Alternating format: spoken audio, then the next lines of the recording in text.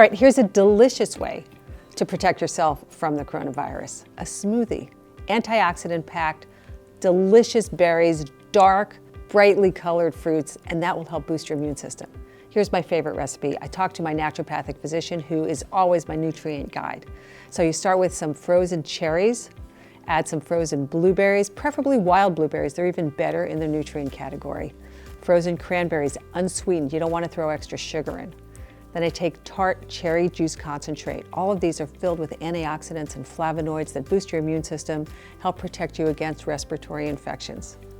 What do you need on top of that? You put a little bit of pumpkin seed powder in it. Why that? Ooh, I never heard of it before.